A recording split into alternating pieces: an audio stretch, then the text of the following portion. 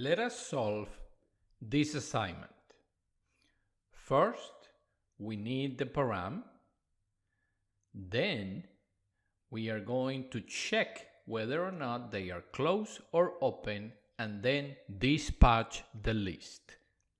Let us select all the open and closed curves. Drag and drop a curve param. Right-click, select all of them, and let us find out how many we have by connecting a list length component. In this case, we have 20. Now, let us drag and drop a component close that will find out how many we have open and close curves.